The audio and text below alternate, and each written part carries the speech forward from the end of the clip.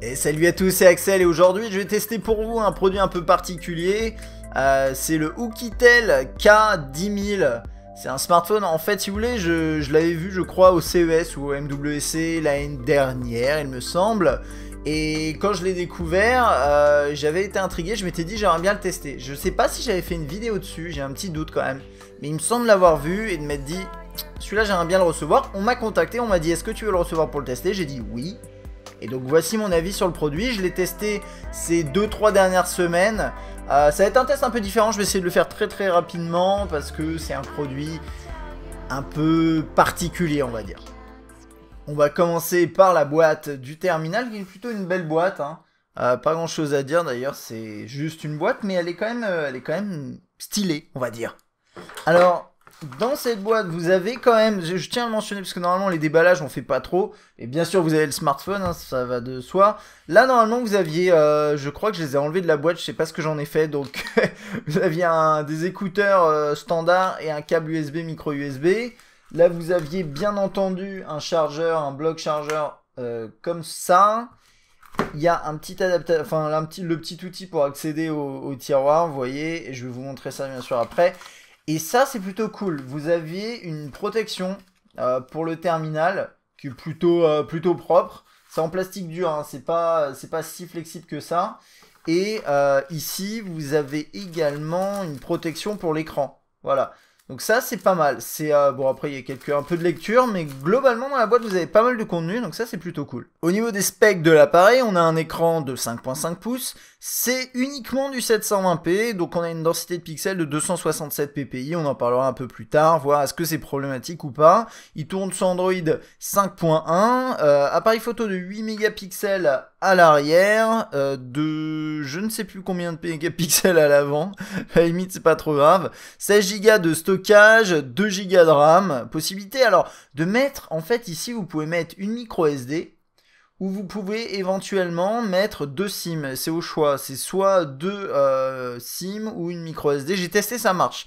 Et donc ça c'est un peu particulier, c'est comme chez Huawei par exemple. On a donc 10 000 mAh au niveau de la batterie. Alors j'avais vu des articles comme quoi apparemment la batterie n'était pas exactement de 10 000 mAh. Pour vérifier ça vraiment correctement, faudrait l'ouvrir. Il n'y a pas de système facile pour le faire, c'est pas des vis, ça en fait, je vous montrerai le design un peu après, mais c'est pas des vis, et du coup j'ai pas osé le faire, peut-être que je le ferai plus tard, mais en l'occurrence c'est ce qu'ils disent, ils disent 10 000 mAh, à la limite ça change pas grand chose, vous verrez niveau autonomie on est sur quelque chose de bien dans tous les cas, et on est sur du Mediatek MT6735, c'est du quad-core à 1 GHz. Alors on va commencer par le design, vous le voyez, hein, c'est pas un petit terminal, je sais pas si je mets par exemple mon Mate S à côté, vous voyez, c'est quand même un terminal qui est spécialement grand et qui est spécialement large. C'est aussi un terminal qui est assez lourd, il pèse 318 grammes, je l'ai pesé moi-même, et c'est largement au-dessus de tout ce qu'on connaît aujourd'hui sur le marché. C'est une brique, concrètement en 5.5 pouces avec un tel design, c'est ce qu'on peut qualifier de brique. Alors, malgré son design qui a l'air vraiment super costaud, je dis pas qu'il est pas costaud, ça je ne sais pas, mais il est pas ce qu'on peut qualifier de smartphone durci, comme il le donne un peu l'impression, vous voyez, avec les semblants de vis ici, à droite à gauche, les rebords en plastique. Je ne sais pas à quel point il résiste au choc, mais en tout cas, il n'est pas durci à proprement parler, dans le sens pensé pour résister au choc. Moi, ce que j'en pense, c'est que c'est un design qui est particulier, mais honnêtement, je l'aime beaucoup. Il est énorme, il est pas confortable vraiment à prendre en main parce que voilà, il est grand, vraiment grand. Mais je vais m'approcher un peu, je vais montrer les petits détails, mais on a quand même quelque chose de vraiment sympathique. Donc voilà, avec cet aluminium comme ça. Là, ici, pareil, la touche on-off verrouillé déverrouillé qui est là avec le bouton de volume. Là, on a à l'arrière, c'est complètement plat et on a des zones en plastique ici avec des petits reliefs là, comme ça, c'est plutôt sympa. C'est un plastique légèrement mou, mais pas vraiment. Et là, ici, on a une plaque en ce qui semble être de l'alu brossé. Je suis pas sûr parce que c'est un traitement pas mat, donc après, je sais pas trop. Avec un petit logo, avec un taureau. Enfin, je sais pas si c'est exact. Bref, une bête à cornes. Ça a l'air d'être un taureau, je ne sais pas. Elle a des petits chanfreins ici. Enfin, vous voyez, il y a quand même Pas mal de détails, là le système en bas avec le micro USB. Alors le micro USB, il y a un truc à savoir, c'est qu'il est pas très bien fait et en fait quand vous mettez un câble dedans, en fait ça clique pas et quand vous l'enfoncez, ça marche, mais il se retire très facilement. Donc ça fait un peu bas de gamme quand même, c'est dommage. Et là ici le haut-parleur il est juste à droite, hein. C'est pas un système de double haut-parleur. Que dire de plus, le jack sur le haut, pas de problème au niveau du jack qui fonctionne très bien. Et ici, sur cette partie-là, on a la caméra frontale là, et ici, dans le petit trou là, on a quelques capteurs. Un capteur de luminosité et de proximité qui serviront notamment pour une fonction que je vais vous présenter un peu plus tard, la sortie audio ici. Et là, les touches de gestion de l'interface. Alors là, j'ai lancé une application sans faire exprès, donc j'ai déverrouillé l'écran via un geste, vous le verrez un peu plus tard. Ça, c'est la touche accueil, on va dire, retour. Et ça, on pourrait se dire c'est multitâche, mais non, c'est la touche menu en fait. Enfin, je vais vérifier ailleurs dans d'autres écrans, mais ouais, c'est la touche menu, vous le voyez. Donc ça, c'est un peu bizarre. Normalement, cette icône-là, c'est plutôt multitâche. Dites-moi si je me trompe, hein, mais normalement c'est comme ça. Voilà, donc niveau design, moi je le trouve sympa, c'est rigolo, c'est... Voilà, mais c'est vrai qu'il est massif, il est très lourd, il n'est pas forcément très ergonomique, hein, je veux dire... en main, c'est un peu compliqué parce que c'est un 5.5 pouces, mais beaucoup plus gros que n'importe quel 5.5 pouces et beaucoup plus lourd. Donc ça, c'est vraiment à prendre en compte. Vous le savez, quand vous achetez ce produit, vous voyez la taille qu'il fait, et vous l'achetez notamment pour ça, pas que pour l'autonomie, parce que sinon, ce serait un petit peu étrange. Au niveau de l'écran, comme je disais, on est en 5.5 pouces 720p. La densité de pixels est pas énorme, hein, je vous avais dit 267 ppi. Et quand on s'approche un petit peu, eh bien effectivement, on commence à voir les pixels. Alors, est-ce que c'est grave? Je ne sais pas. Je vous ai pas parlé du prix du produit, d'ailleurs j'ai oublié, mais on est... Alors, c'est un peu bizarre parce que c'est un produit, si je me trompe pas, chinois. Et de fait, c'est que sur des sites d'importation.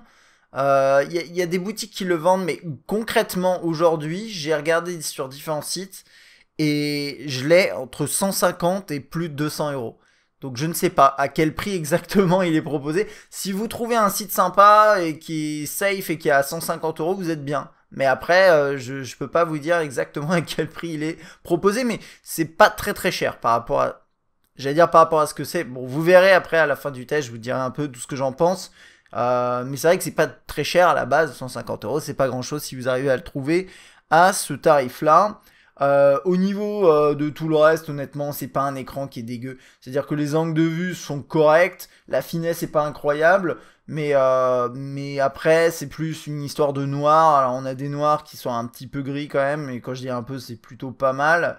Ça se verra pas forcément comme ça.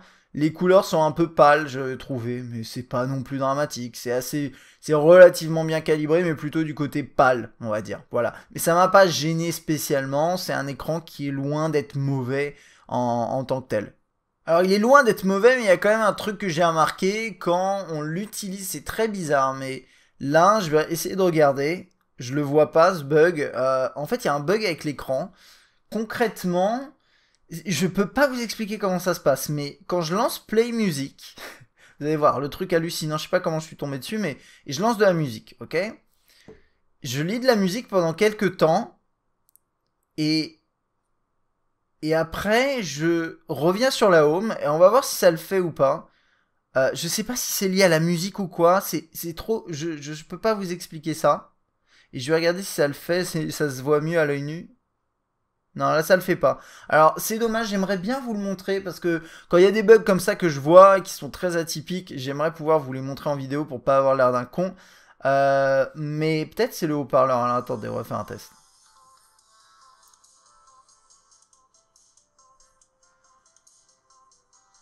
Voilà. Et... Non, ça le fait pas. Alors, je vais vous expliquer quand même, parce qu'au cas où, peut-être que le constructeur pourra m'aiguiller là-dessus, mais moi, ce que j'ai constaté à plusieurs reprises, et j'ai fait le test plusieurs fois, c'est souvent c'était après avoir lancé de la musique et avoir écouté de la musique, notamment sur Play Music. Je sais pas si ça a à voir, hein, honnêtement. Mais dans tous les cas, j'avais toute la section, la moitié inférieure de l'écran qui flashait, en fait. Ça faisait des petits clignotements et c'est assez insupportable. Mais que cette moitié, c'est à partir de là, ça le faisait pas. Je peux pas vous l'expliquer. Je ne sais pas. Là, ça le fait pas, je le vois pas. Je pense que si ça arrive pendant la vidéo, vous le verrez à travers la caméra, peut-être, parce que ce sera même amplifié à travers la caméra. Mais voilà, c'est un truc que j'ai remarqué, c'est très bizarre, je peux pas vous l'expliquer. Et peut-être que Oukitel pourra me l'expliquer éventuellement. Alors, pour rebondir sur la partie, du coup, j'étais dans musique, je vais vous parler du son directement. Et on va se mettre un petit morceau. Ça va être peut-être un peu compliqué de vous montrer quoi que ce soit, hein, comme d'hab.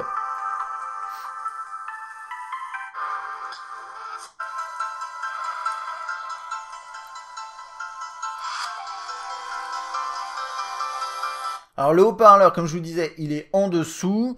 Ce que j'ai constaté, c'est qu'il sature assez rapidement finalement. C'est pas un haut-parleur excellent, on le sent. Le volume est même assez moyen. Donc en fait, en gros, on a saturation plus volume moyen. Ça fait que globalement, le haut-parleur est pas très bon. Il y a un truc quand même qui est pas mal, c'est qu'il est en bas ici, il est pas à l'arrière. Du coup, il sera pas gêné si vous le posez sur une surface plate. Donc voilà, mais c'est vrai qu'on aurait espéré avoir quelque chose d'un poil mieux. Ok, alors on a vu toute la première partie avec l'écran, avec le design, l'ergonomie. On va passer aux fonctionnalités du terminal. C'est un appareil qui tourne sur Android 5.1 et qui a une toute petite surcouche qui est d'ailleurs pas très stylée, je trouve. C'est juste en fait des icônes. C'est des icônes, elles sont comme ça. Et il y a différents thèmes en fait. Il y a un thème qui est spécialement hideux, qui est celui-là. Le terme hideux, à mon sens, ne définit même pas complètement ce thème. Les icônes sont juste tragiques. C'est pas possible, en fait. Donc voilà, ça c'est juste pour info. Si vous achetez le terminal, vous l'aurez comme ça. Pas avec ce fond d'écran, hein. Ça j'ai quand même un petit peu optimisé ça. Après, si vous avez envie, vous pouvez basculer sur ce thème-là qui est quand même un poil mieux. Paf, voilà. Mais après, derrière, le tiroir des notifications, tout ça, il n'y a rien qui change, hein, bien entendu. C'est juste un launcher de base. Et d'ailleurs, pour la suite de ce test, ce que je vous propose, parce que les paramètres ne changeront pas, c'est de basculer sur un autre launcher. Alors, il y a une raison particulière à ça, c'est juste que je veux vous montrer aussi ce qu'il est capable de faire, ce produit, en étant avec un launcher qui est un peu plus stylé, à mon sens, et qui donne l'impression finalement d'être un produit Nexus, plus ou moins. Et donc là, moi j'ai le launcher, le Google Now Launcher, dans lequel en fait vous avez une interface type Nexus avec le menu qui se présente comme ça, avec bien entendu toutes les fonctionnalités, toutes les applications qui étaient préinstallées également. On va pouvoir regarder ça comme ça. Donc c'est exceptionnel, hein. J'ai eu envie de le faire comme ça pour ce terminal, parce que quand j'ai commencé à le tester, je me suis dit mais ce launcher est vraiment dégueu, on va le changer très rapidement. Et finalement, comme le launcher n'apporte rien en termes de fonction, je me suis dit ah pourquoi pas. Donc après, qu'est-ce que vous avez? Tiroir des notifs, comme ça, avec différentes fonctionnalités, et on va passer dans les paramètres, vous comprendrez ce que c'est par exemple ça, ce truc-là, Hot Note. Et vous arrivez ici, et donc ça c'est les paramètres. Je vais passer que dans les trucs nouveaux, entre guillemets nouveaux, un peu différents. Donc vous avez Hot Note qui permet apparemment de... c'est pour l'appairage NFC avec un autre smartphone, je sais pas pourquoi, bref, pourquoi pas. La gestion des deux SIM, bien entendu. Là-dedans, on va avoir rien de spécial. Les touches sont assez réactifs, mais je trouve qu'il y a quand même un petit délai, vous le voyez? C'est pas parfait, c'est pas parfait. Dans l'affichage, il n'y a pas grand-chose à dire, voilà. Alors, là, on commence à entrer dans des trucs un peu intéressants avec... je sais pas, avec parfois des traducs un peu bizarres. La téléphonie, je suis pas trop sûr de mon coup non plus, mais... donc là, on a 3 fonctions, mais en fait, elles sont pas très bien organisées. Il y en a un peu partout. Mais globalement, ça tourne autour de tout ce qui est geste sur l'écran et au-dessus du smartphone, vous le verrez. Donc là, par exemple, si vous le retournez pour le mettre silencieux, vous pouvez je sais pas, le bouger comme ça pour décrocher un appel. Vous pouvez également le mettre à côté de l'oreille pour couper le haut-parleur si vous êtes en mode haut-parleur. Et ici, vous avez le double tap sur cette touche-là du bas pour locker l'écran, ce que je vous conseille pas d'activer, parce qu'en fait, moi, ça m'arrive de temps en temps de spammer les touches, et du coup, ça le bloque, et c'est insupportable. Vous avez la possibilité de gérer le volume en faisant 2 doigts sur l'écran de cette façon-là. Je vais baisser un peu la luminosité pour que vous voyez peut-être un tout petit peu mieux, peut-être. Ouais, c'est un peu mieux. Là, vous avez la possibilité de passer dans la caméra avec 3 doigts. Bref, voilà. C'est ce genre de choses. Ensuite, on continue dans ce genre de fonction avec Gesture Unlock. Et là, on commence à avoir des trucs qui sont pas mal. Parce que on peut faire double tap pour déverrouiller, normalement, voilà. On peut faire un geste vers le haut comme ça. Alors c'est un peu lent, hein. Je tiens à le mentionner, c'est quand même spécialement lent. Genre le petit dessin, là, la petite anime, elle est absolument pas nécessaire à mon sens. Mais ça va permettre de lancer très rapidement, des fonctionnalités, comme par exemple, bah, ça c'est la galerie, alors c'est C, peut-être c'est censé être caméra, je sais pas, écoutez. Mais voilà, c'est ça, et c'est pas mal. Vous pouvez faire, je sais pas ce que ça fait. Ça c'est la musique, donc ça c'est jouer la musique. C'est pas mal, c'est pas mal foutu. Donc on va continuer dans les paramètres, j'aime bien, j'aime bien. Et qu'est-ce qu'on a d'autre? Side slip cut songs. Je pense que c'est sur le côté comme ça pour couper la musique. Ouais, je sais pas. Painting M, play and pause music. Donc M sur l'écran verrouillé aussi pour lancer et mettre en pause la musique. Ensuite, on a float gesture qui est pas très clair. Mais en fait, c'est pas inintéressant. Vous avez une petite bulle qui flotte. Alors, vous avez l'habitude de voir ce genre de truc, la petite bulle qui flotte. En fait, c'est les touches du bas et c'est naze. Là, c'est autre chose. Vous appuyez là, vous pouvez lock l'écran. Donc voilà. Donc là, par exemple, la logique, ce serait que je fasse ça, je pense. C'est quand même spécialement lent. Vous avez une mode qui s'appelle le Game Mode. Alors, qui va... toutes les touches qui sont en bas. Alors, juste menu et back vont être lock, bloqués pendant que vous êtes en train de jouer. Je pense que ça marche aussi. Ça marche aussi sur cette touche-là.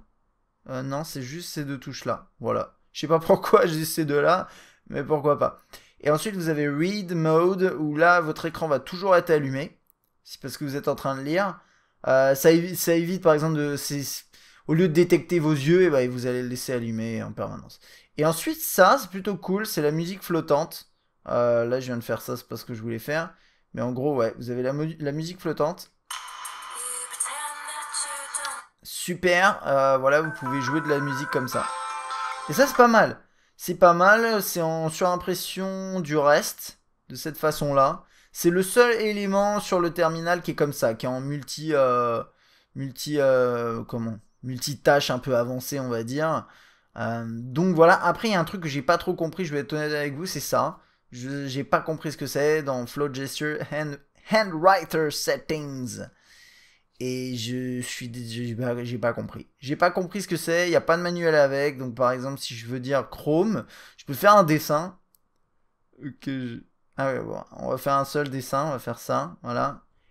Et j'ai enregistré ce signe. Et c'est peut-être pour les... je sais pas. Je sais pas parce que par exemple, je veux dire, ok, donc là j'ai fait ça. Non, ça lance pas l'application, donc ça doit pas être ça. Il y a un truc, mais peut-être c'est lié à ça. Non? Honnêtement, je suis désolé. Ça, je sais pas ce que c'est. Si Oukitel veut me le dire, avec grand plaisir. Et puis après, je pense qu'on a fait... Non, on n'a pas fait le tour. Il y a ce truc-là qui est tout à fait étrange. Smart Somatosensory. Alors, j'ai regardé ce que ça voulait dire, Somatosensory. C'est lié au toucher et... Et en fait, c'était un peu flou ce que j'ai lu, donc je peux pas trop vous dire. Vous me direz peut-être dans les commentaires, mais pour moi, c'était un peu flou. Mais je sais pas si le terme, honnêtement, est bien adapté. En fait, le truc, c'est quoi? Ça va utiliser les capteurs qui sont au-dessus, capteurs de proximité et de luminosité, pour faire différentes fonctions. Donc là, par exemple, de bouger dans la galerie, de changer de morceau, de prendre une photo, mais ça, j'ai pas réussi à le faire fonctionner, mais c'est pas grave, à la limite. Et donc, je vais vous montrer ça. Faites ça. Alors, oui, ça marche pas avec ce launcher-là, bien sûr. Ça, c'est à noter. Alors, du coup, est-ce que ça va marcher là-dedans? Eh bien, on va voir ça. Si ça marche pas, je repasse dans l'autre launcher. Hein, attendez, c'est une bonne question, ça. Ok. Donc, ok, on va repasser dans l'autre launcher. Donc, truc à noter, hein, donc si vous aimez la fonction que je vais vous montrer, il va falloir que vous soyez dans le launcher d'Oukitel, hein, bien sûr. Voilà. Donc là, vous pouvez faire ça. C'est insupportable. Enfin, ça marche bien. Mais je sais pas, je suis pas forcément fan. Après, là ici c'est... non, c'est pas ce que je voulais faire. C'est pas trop mal. Mais c'est juste dans un sens. Et ça marche d'ailleurs pas toujours. Vous voyez, si je le fais de gauche à droite... Quand même. Tu peux... Bref. Ça continue que dans un sens. C'est pas... Bref, c'est pas terrible quand même. Faut bien reconnaître que c'est pas terrible. Mais c'est bien qu'il ait intégré. Je trouve ça amusant. Vous amusez 3 minutes avec, et après c'est tout. Il y a juste un truc, peut-être, c'est quoi déjà ça? In the locked screen, the phone will hand waving distance sensor location. Ça veut rien dire. The phone will automatically unlock standby device interface. Ok. Le traduc qui sont à refaire, mais je crois que ouais voilà ça voilà. Bon. Ça déverrouille comme ça. Et puis après, pareil ici, si vous prenez le terminal, que vous mettez vers votre visage, bref, si vous êtes en train de prendre un texto, vous faites ça, ça va appeler. Voilà. Très bien. Donc ça, c'est les fonctions un peu avancées. Pour le reste, honnêtement, c'est très basique. Je vais probablement même pas rentrer trop dans les détails parce que si vous voyez par exemple musique, bah, c'est ça. C'est un lecteur musical basique de chez Basique qu'on connaît très bien. Le Play Store, on s'en cogne. Là, vous avez l'appareil photo. Il y a 3 différents appareils photo sur ce terminal. Donc, vous avez cette application-là, c'est l'application par défaut. Vous avez également Burp, c'est où? C'est là. Vous avez appareil photo, c'est encore une autre. C'est l'application Nexus du launcher. Peut-être c'est moi qui l'ai installé. Et vous avez Open Camera aussi, qui est a priori préinstallé. Donc, tout ça, c'est très bien. Du coup, je vais pas m'attarder dans les interfaces parce qu'elles sont toutes différentes et c'est même pas lié au constructeur. Mais après, pour le reste, hein, c'est de l'Android de base. Hein, vous voyez comme ça. Et moi, ça me plaît. J'ai aucun problème avec ça. Ça marche super bien. Il n'y a aucun problème. Voilà. Je vais pas entrer dans les moindres détails là-dessus. Honnêtement, c'est Android de base de chez base que vous connaissez a priori tous. C'est pas dans la dernière version. C'est pas Marshmallow. C'est ça qui est un petit peu dommage éventuellement. Email, j'ai même pas configuré, c'est le client email que vous connaissez, celui-là. Vous pouvez utiliser Gmail si vous avez envie. Vous pouvez mettre Gmail dans ce client et vous pouvez mettre bien sûr d'autres choses si vous le souhaitez. Vous avez Maps. Des mises à jour, il y en a eu. J'en ai eu une. Je crois que c'était hier. Tu peux. Non, voilà. Le GPS a l'air de fonctionner assez bien. Ça aide à peu près tout au niveau des fonctions. Honnêtement, il n'y a rien à dire. Il y a rien de plus. Il y a un mode Power Saver quand même. Allez. Il y a un mode Power Saver que vous avez ici. Si vous l'activez, paf, je crois le Super Power Mode, après il est comme ça, voilà. Ça fait ce genre de choses, ça peut être éventuellement intéressant. Alors, accumuler en plus des 10 000 mAh, là, ça, vous devenez le roi de l'autonomie avec ce smartphone. Que dire de plus? Je continue de faire le tour, c'est à peu près tout. On va s'arrêter là, je pense, pour les fonctions. Et alors, que dire de plus? Je regarde un peu ma liste si j'ai rien oublié. Au niveau des performances, vous l'avez vu, dans l'interface ça va. Je vais quand même aller peut-être un peu sur le web pour vous montrer 2-3 choses. Mais c'est pas mauvais. C'est loin d'être mauvais. C'est pas incroyable, mais c'est loin d'être mauvais. Le scroll, le défilement se fait assez bien. Vous pouvez zoomer, dézoomer sans trop de soucis. En plus, là, j'ai laissé la protection d'écran d'usine parce que je suis habitué, j'aime bien faire ce genre de choses, les garder quand même pour pas abîmer les produits. Donc, ça peut-être ça gêne un tout petit peu, mais il est quand même bien réactif. Il n'y a pas de problème dans l'interface, vous voyez. Ça fonctionne tout à fait bien. Par contre, niveau performance brute, vraiment poussé.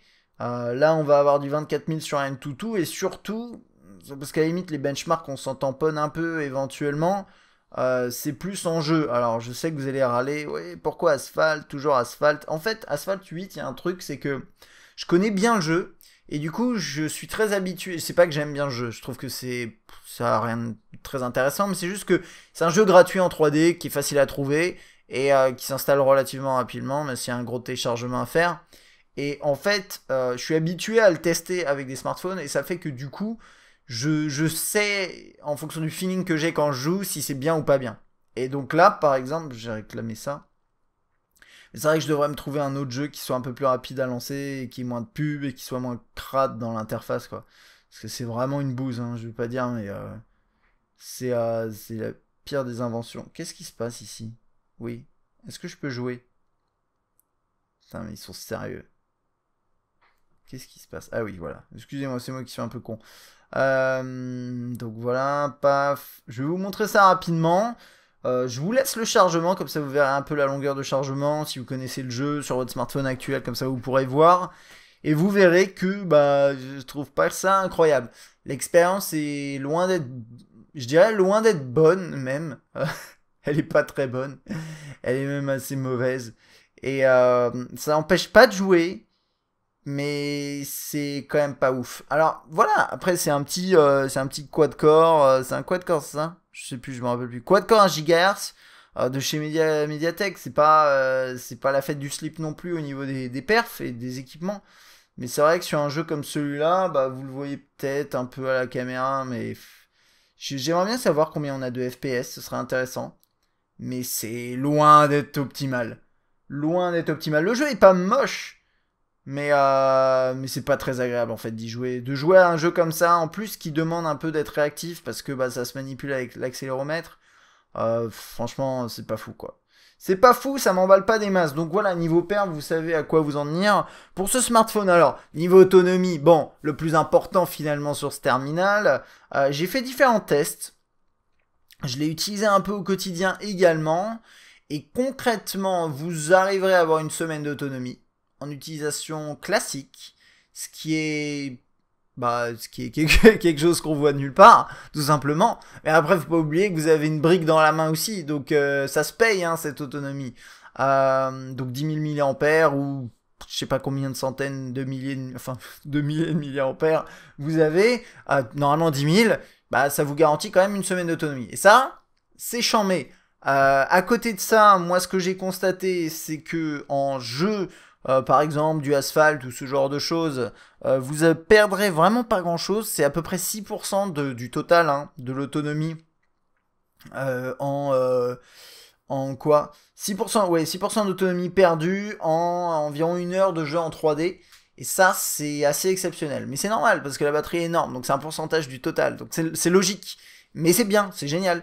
Et donc moi, en fait, le truc que j'ai envie de dire, c'est un produit finalement de par son autonomie exceptionnelle qui est dédiée à des utilisateurs qui ont des besoins très très spécifiques. Vous n'avez pas besoin d'un produit qui est une tuerie en termes de performance. Je vais vous parler juste après de la qualité vidéo et photo et vous verrez, c'est pas non plus excellent. C'est pas mauvais, mais c'est pas excellent. Et moi, le truc en fait qui me déplaît un peu avec ce produit, si vous voulez, et ça, ça va être un peu ma conclusion, mais j'ai pas fini, mais vous inquiétez pas, je passe à la PN après, mais c'est qu'il est énorme, il donne l'impression d'être durci, mais il n'est pas, et il a une excellente autonomie. Pour moi, on aurait dit un appareil à la base qui est dédié aux gens qui aiment bien faire de la randonnée, mais il n'est pas certifié IP, il n'est pas durci. Donc vous enlevez ça. Donc en fait, c'est un gros produit qui est pas très bon dans plein de trucs, mais qui est excellent en autonomie et qui a un design qui est un peu stylé. C'est à peu près tout finalement ce qu'il a. Et un petit prix, un relatif petit prix. Je sais pas si c'est grand, enfin je sais pas si c'est suffisant, honnêtement. Donc bon, à vous de me dire aussi ce que vous en pensez. Puis je vais finir sur tout ce qui est qualité photo et vidéo. Et je vais vous montrer ça dans la galerie. On va aller dans la galerie juste ici.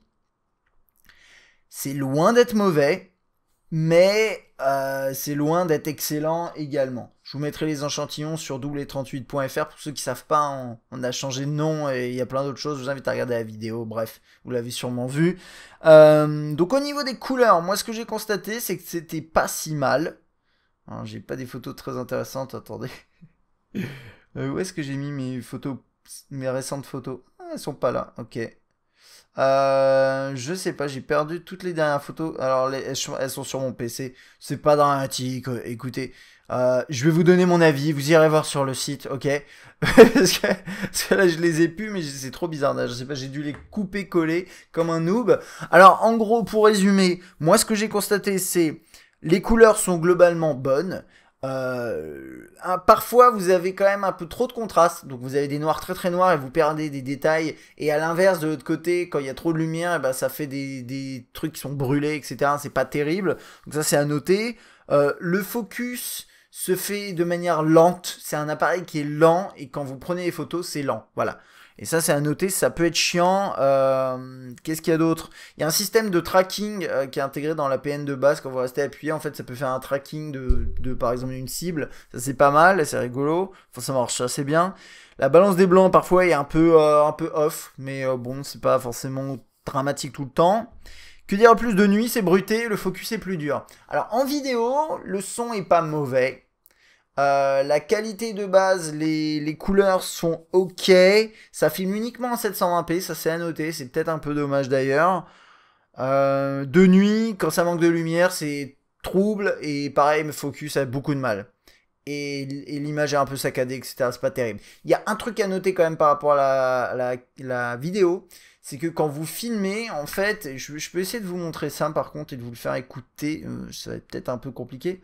Ne vous inquiétez pas, il y aura peut-être... Je mettrai pas d'échantillons de vidéo, d'ailleurs je vais commencer à arrêter de mettre des échantillons vidéo parce que ça vous intéresse pas, je pense. Ou bien faire une chaîne séparée pour faire ça, enfin ce serait un peu chiant.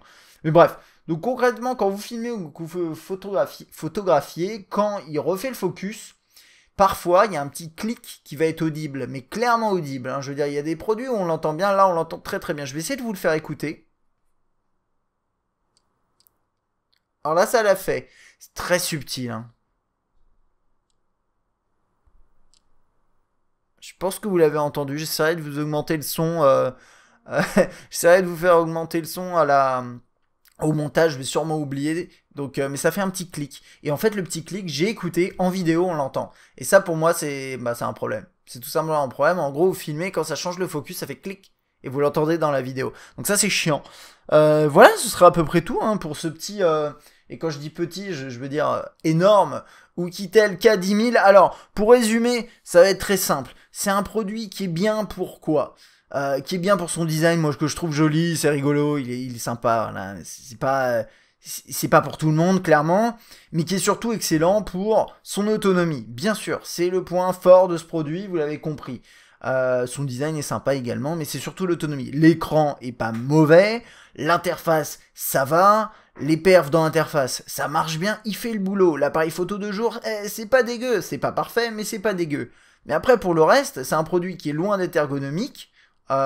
Pour des raisons que j'ignore d'ailleurs, parce qu'il n'y a pas forcément besoin d'avoir ce gros design autour de ce produit dans la mesure où il n'est pas durci. Donc ça c'est un peu incompréhensible, mais il manque un peu d'ergonomie. Mais au final, moi j'ai lu des tests, j'ai lu un article qui disait que, je sais plus qui disait ça, mais en gros, le mettez pas dans votre poche, parce que ça va déformer vos poches.